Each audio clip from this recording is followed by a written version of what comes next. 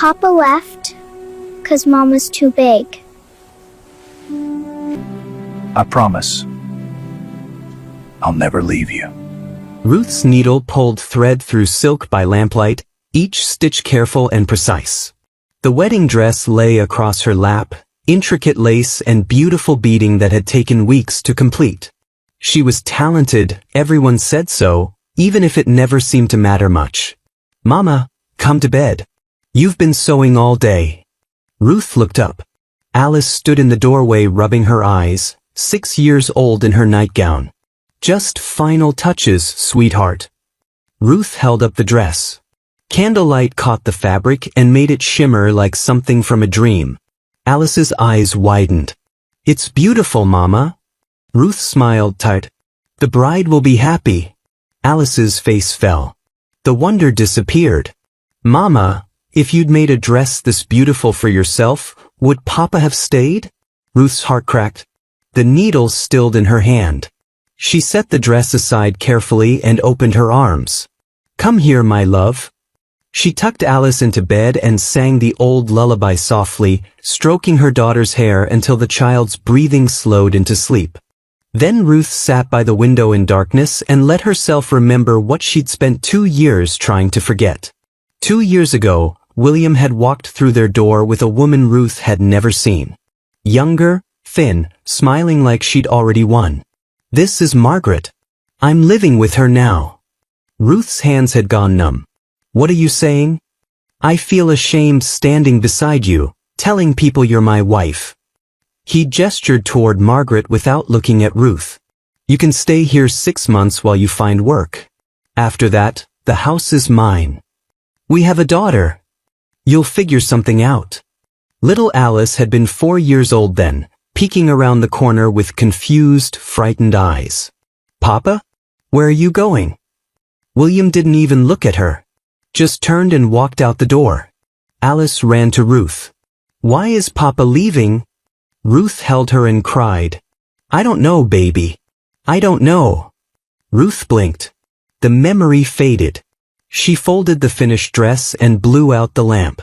Morning came early. Ruth worked at 3 houses that day while Alice followed, mending curtains and fixing hems and taking measurements. By evening they were walking home and the sun stretched their shadows long across the dusty street. "Mrs. Whitmore." Ruth's stomach dropped. Mr. Duncan stepped into their path. "Working late again?" "Good evening, Mr. Duncan." She tried to walk past. He blocked her. "A woman like you shouldn't be alone at night. Men like me appreciate your particular qualities." Ruth pulled Alice close. "Excuse us. You'll come around eventually." She hurried past and didn't breathe properly until their door was locked. The next morning a messenger brought a letter with a wax seal. Ruth's hands trembled breaking it open. "Mrs. Whitmore, I require a seamstress for my brother's wedding trousseau. Extensive work, 4 to 6 weeks.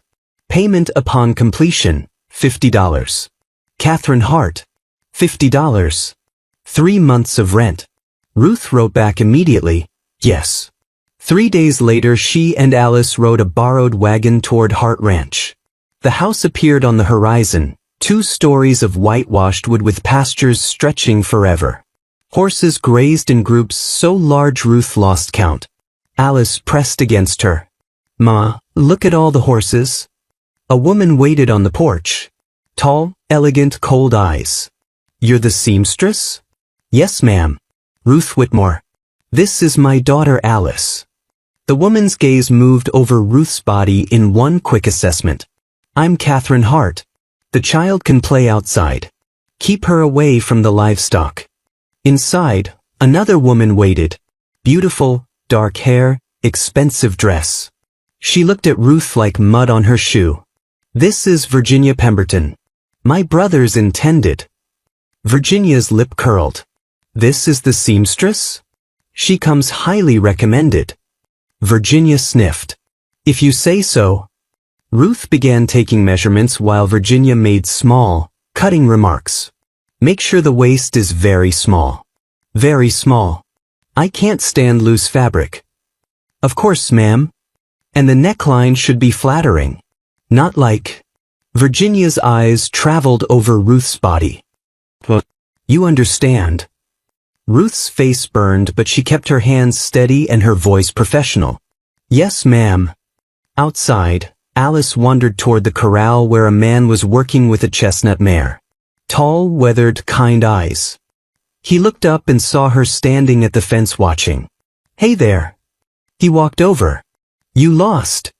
Alice shook her head. No, sir. I'm just watching the horses. You here with someone? My mama. She's inside working. He nodded. You like horses? Alice's eyes lit up. I've never seen so many before. Well, want to meet one? He brought the mare closer to the fence. This is Rosie. She's friendly.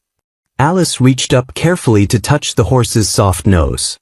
She giggled when Rosie snorted warm breath across her palm. What's your name? Alice. I'm Thomas. You visiting Miss Catherine? My mama's making a wedding dress. For your bride. Thomas's smile faded slightly. Right. Alice tilted her head, studying him. She's very beautiful. And thin. She paused. Do you like thin ladies? Thomas blinked, caught completely off guard. What? Alice's face fell. I'm sorry. Mama says I ask too many questions. No, it's okay. He seemed genuinely confused. That's an interesting question. Before Alice could explain, Ruth's voice called from the house. Alice. Time to go. Alice waved. Bye, Mr. Thomas. Thank you for showing me Rosie. Bye, Alice. Thomas watched her run off, wondering why a child that young would ask if he liked thin women. Inside, Catherine paid Ruth a deposit in crisp bills. 6 dresses total. Wedding gown, 3 day dresses, 2 evening gowns. You'll come weekly for fittings. Yes, ma'am. Ruth and Alice left. In the hallway they passed Thomas, who tipped his hat. Ma'am. Ruth nodded and hurried out, her heart beating faster than it should. Thomas turned to Catherine. That's the seamstress? Why? Nothing. Her daughter seems sweet. Catherine's eyes narrowed. Thomas said nothing. But that night he kept thinking about a little girl asking if he liked thin ladies, and the quiet woman with tired eyes who looked afraid to hope for anything. Ruth came back the following week. Virginia found new ways to be cruel. Can you even reach to hem properly? Ruth knelt lower. Yes, ma'am. Don't breathe so heavily. It's distracting. Ruth held her breath while pinning the fabric. My apologies. Make sure the stitching is perfect. I know your type tends to rush. Ruth's face burned, but she kept working. She needed this job too badly to let pride get in the way. Outside, Alice spent the visits exploring while Thomas found himself finishing his work early, always seeming to be wherever she was. The next visit, Thomas found Alice standing by the chicken coop watching the hens peck at the ground. Want to help feed them? Alice's face lit up. Really? He handed her the bucket and showed her how to scatter the feed. She moved carefully, gently, and the chickens crowded around her feet without fear. You're good with animals. Mama says animals don't judge you. They just love you. Thomas felt the words settle in his chest. Your mama sounds wise. The following week, Thomas was waiting when Alice arrived. Want to meet my dog? He introduced her to Scout, his border collie who seemed to love Alice immediately. She threw sticks and Scout retrieved them over and over while Alice's laughter rang across the yard, pure and joyful. Thomas watched with something warm blooming in his chest. Another visit found Alice at the corral fence watching Thomas work with the horses. She was quiet for a long time before speaking. Mr. Thomas, why aren't you married yet? He paused in checking a horse's hooves. I was married once. My wife died 3 years ago. Alice's face fell. I'm sorry. That's very sad. She was quiet for a moment. My papa left, but that's different. He chose to leave. Why did your papa leave? Alice's voice dropped to almost a whisper. Because Mama got too big. She picked at the fence rail. Is that why you're marrying Miss Virginia? Because she's thin. Thomas went very still. He said that to you? He said it to Mama. But I was listening. Alice looked up at him with eyes too old for her age. So do you? Like thin ladies? Thomas didn't know how to answer because maybe that was part of it, the part he didn't want to examine too closely. Inside, Ruth endured another fitting. This neckline makes me look fat. Fix it immediately. Ma'am, the measurements are exact. Are you arguing with me? No, ma'am. Thomas was passing and heard Virginia's sharp tone cutting through Ruth's quiet acceptance. His jaw clenched, but he kept walking. The wedding was weeks away. Visits continued. The wedding date crept closer. Then came the afternoon Ruth arrived for the final fitting and dark clouds rolled in from the west. Let's hurry. Storm's coming, Catherine said. But Virginia demanded adjustment after adjustment.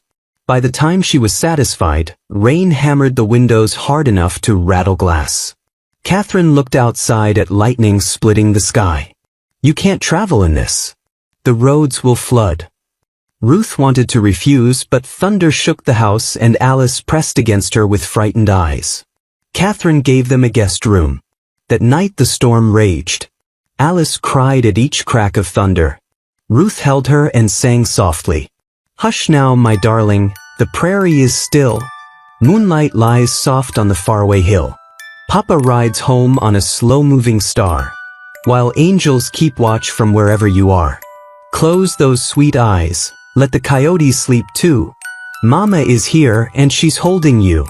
Thomas was in his room unable to sleep. The wedding was next week and dread sat heavy. Then he heard singing and followed the sound until he stood outside the guest room listening to Ruth's voice wrap around words of comfort. When the song ended he almost left.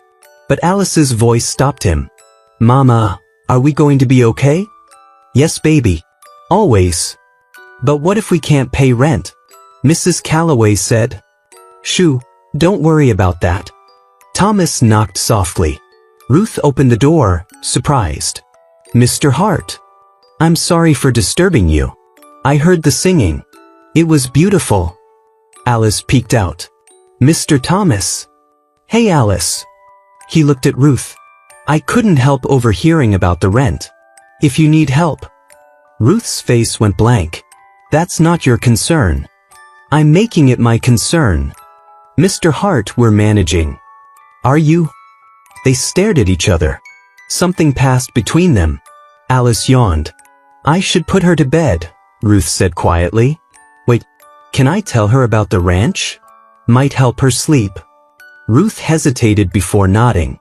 Thomas sat in the doorway with the door properly open, telling Alice about horses and calving season and the time Scout chased a coyote. Alice's eyes grew heavy while Ruth stroked her hair. When Alice finally slept, Thomas spoke carefully. She told me something. About her father. Ruth's hand stilled. She said he left because... You. Ruth looked toward the window. She shouldn't have told you. He actually said that to you? Yes. Then he's a fool. Thomas's voice came out fierce. Any man who'd abandon his family over that is a fool. Ruth's eyes filled. You're kind to say so. I'm not being kind. I'm being honest. Silence stretched, comfortable despite the storm. Thomas finally stood. I should let you rest. Thomas, wait. He turned back. Thank you. For listening. For being kind to Alice. She's special. You're raising her right. He left. Ruth sat in darkness with her heart beating too fast while Thomas lay in bed staring at the ceiling. The wedding was in 1 week and he was falling for the wrong woman. Morning came. The storm had passed. Ruth and Alice prepared to leave, but Virginia arrived early. Her eyes went cold seeing Ruth's wagon still there. She looked at Thomas, then Ruth, suspicion flaring. Ruth left quickly. Thomas watched the wagon disappear. Catherine appeared beside him. Don't get attached. You're marrying Virginia in 1 week. What if I don't want to? You need this marriage. Her father's investing $3,000. We need that money. At what cost? Catherine didn't answer. Thomas wondered when doing the right thing had become impossible. The wedding gown was nearly finished. Ruth's hands shook making final adjustments on a dress so beautiful it made her sick because she knew who would wear it. Virginia stood on the platform criticizing every detail. The train is still too long. The lace at the wrist is scratchy.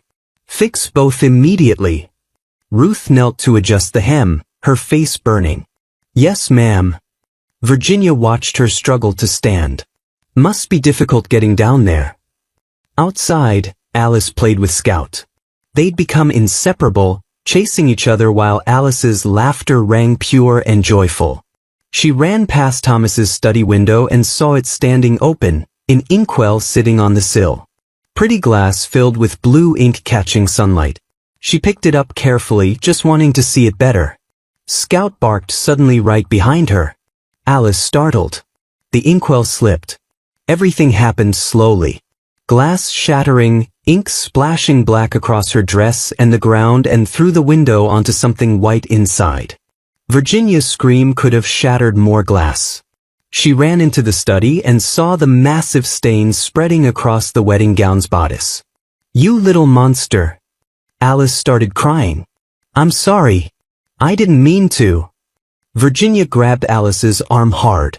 Do you know what you've done? Ruth ran in and saw ink everywhere. Her face went white. Alice, what happened? It was an accident, Mama. Virginia whirled on Ruth. Your brat just ruined my wedding dress 1 week before the ceremony. Catherine appeared. What is going on? Look at it. Virginia's voice was shrill. How am I supposed to get married now? The stain was massive and unfixable. Ruth knew immediately. I'll remake it. I'll work day and night, I promise. There's no time. The wedding is in 1 week. Please, I need this work. Catherine's voice cut through like a knife. I'm terminating your contract. Ruth's world tilted. Please, ma'am, I'll work for free. There's no time. You need to leave. Alice sobbed. It wasn't her fault. It was mine. Thomas had been in the barn. He heard screaming and came running. What happened? Virginia pointed at Alice. That woman's child destroyed my wedding dress. Thomas saw Alice crying, Ruth shaking, ink everywhere. It was an accident. I don't care. She's clumsy and destructive. Thomas's voice went cold. She's 6 years old. She shouldn't have been touching things. She was touching an inkwell I left on the windowsill. If anyone's at fault, it's me. Virginia stared. You're defending her? Taking their side over mine? I'm defending a child who made a mistake. I'm your fiancé. Then maybe you should act like someone worth marrying instead of screaming at children. Silence crashed through the room. Virginia's face went white, then red. How dare you? I dare because I've watched you treat Ruth like dirt for weeks. I've listened to you mock her. And now you're screaming at a terrified child. He turned to Ruth. How much were you owed? Ruth barely got the words out. $50. Thomas pulled out cash and counted it. Here's 60. I can't accept this. You're taking it. He looked at Virginia. The wedding is off. Virginia gasped. You can't break our engagement. I just did. He walked to Ruth and Alice. Come on. I'll take you home. The wagon ride was silent except for Alice crying quietly. Thomas pulled up at their cottage. Ruth, if you need help. Her voice came out stiff. We'll be fine. I broke off my engagement. Ruth looked at him sharply. You shouldn't have. Yes, I should have. I couldn't marry someone like Virginia. But you needed that marriage. Your sister said. I don't care about the money. Their eyes held. I couldn't spend my life with someone who treats people that way. Ruth's voice was barely a whisper. Thank you for defending Alice and for this money. But we can't see you again. It wouldn't be proper. Ruth, please. Goodbye, Thomas. She went inside and closed the door. Thomas sat in the wagon, heart aching. By the next morning, the whole town knew. At the Mercantile, Virginia wasted no time. Thomas Hart broke our engagement for that fat seamstress and her brat. She seduced him while staying overnight at his ranch. It's a scandal. At the saloon, Mr. Duncan, still bitter that Ruth had rejected him, added his poison. I always knew she was that type of woman. Working alone with men? Staying overnight? Shameful. The next morning, Ruth went to the general store for supplies. The moment she stepped inside, the chatter stopped. Women froze mid-whisper and stared. She tried to pay. I can't serve you, the shopkeeper said flatly. But I have money. Doesn't matter. I don't want your business. Humiliated, Ruth left. Her cheeks burned as she walked down the street. At her next client's house, Mrs. Patterson refused to open the door. I can't have you in my home. People will talk, the woman said before closing it in Ruth's face. Alice tugged at her mother's hand. Mama, why are people being mean? Ruth forced a smile she didn't feel. Nothing, baby. Nothing important. But both of them knew the truth. That evening, the landlord appeared at their door with an eviction notice. You have 30 days to vacate. Rent is overdue, and we've received complaints regarding your character. Please leave promptly. Ruth read the paper 3 times, her stomach sinking each time. Alice leaned close. What does it say? Nothing, baby. Nothing important, Ruth whispered. That night Ruth sat by the window trying to figure out what to do. 30 days. Nowhere to go.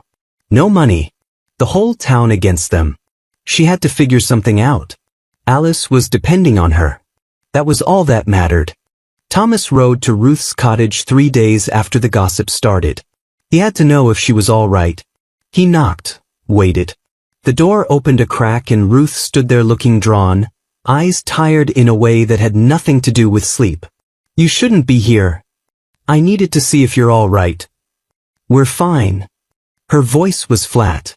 You're lying. Ruth's jaw clenched. What do you want me to say, Thomas? That the town has turned on me? That no one will hire me anymore? That my daughter gets pushed down at church and called names by children whose mothers I used to sew for? Ruth, I'm sorry. This is what associating with me costs. I told you this would happen. I don't care what it costs. You should. She tried to close the door but he caught it. Let me help you. I have money I can. No. Her voice broke. You've done enough. Every time you defend me it gets worse. Just leave us alone. I can't do that. You have to. She looked at him with eyes full of pain. Please, Thomas. Just go. She closed the door. He heard the lock slide into place. Thomas stood there for a long moment before finally walking back to his horse, feeling more helpless than he'd ever felt in his life. Inside, Ruth leaned against the door and let herself cry. 2 days later, Ruth answered a knock without thinking, then froze. William stood on her porch, drunk and smiling. Hello, Ruth. Alice appeared and immediately hid when she saw who it was. What do you want, William?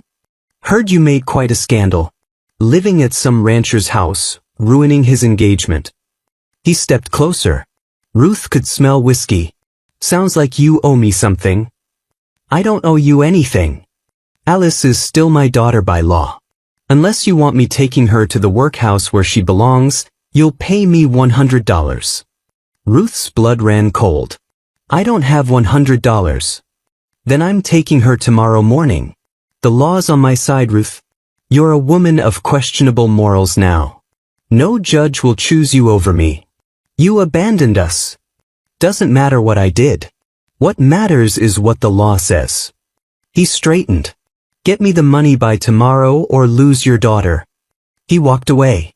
Ruth stood there shaking. Alice wrapped her arms around her mother. Mama, I don't want to go with him. You won't, baby. I promise. But Ruth had no idea how to keep that promise. That night Ruth packed their belongings into one small trunk. Pack your things, Alice. We're leaving before sunrise. Where are we going? Somewhere safe. Somewhere people don't know us. But what about Mr. Thomas? Ruth's eyes fill. We can't see Mr. Thomas anymore. Why not? Because it's complicated, baby. But he's nice. And he likes you. That doesn't matter. Why? Because the world doesn't work that way. They left in pre-dawn darkness and walked because Ruth couldn't afford a wagon. Alice was exhausted after the first mile but didn't complain, just held her mother's hand. By mid-morning the sun beat down and they'd made maybe 5 miles. Mama, where are we going? Just a little further, baby. Going somewhere, Ruth? The voice came from behind. Ruth spun. William was there on horseback, drunk and mean. Thought you could run? Leave us alone, William. Not until I get what I'm owed. $100 or I'm taking her right now. He dismounted and grabbed for Alice's arm. Alice screamed. William yanked her forward hard. Let go of her. She's mine by law. Then hoofbeats thundered up the road. Thomas appeared on his horse, taking in the scene. His face went hard. Let her go. William sneered. Who the hell are you? Someone who keeps promises. Let go of the child. William's grip tightened. This is none of your business. Thomas dismounted in one smooth motion. I'm making it my business. William swung at him. Thomas dodged and hit back hard enough to drop William into the dirt. If you ever come near them again, I'll make sure you regret it. William scrambled up and stumbled to his horse, cursing. He rode off. Thomas turned. Alice threw herself at his legs, sobbing. Please don't let him take me. Thomas knelt to her eye level. Alice, look at me. She looked up, tears streaming. I promise you I will never let anyone hurt you. Not your father. Not anyone. Alice's voice came out choked. Everyone says you'll leave too because we're bad. Thomas felt something crack open in his chest. Sweetheart, listen carefully. Your papa left because he was a coward, not because your mama did anything wrong.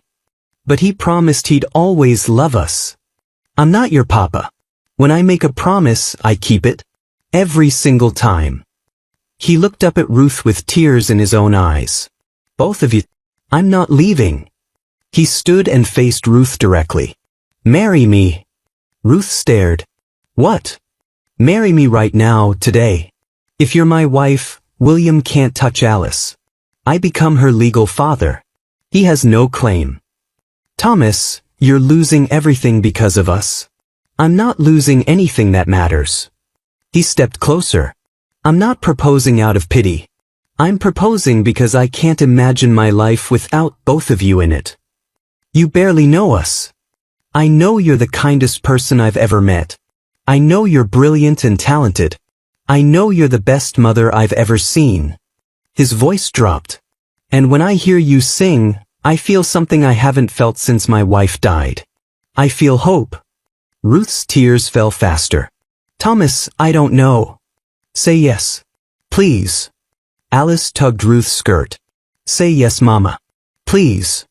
Ruth looked at her daughter, then at Thomas, then at the uncertain future. She took a breath and made the bravest choice of her life. Yes. They found a traveling preacher that afternoon.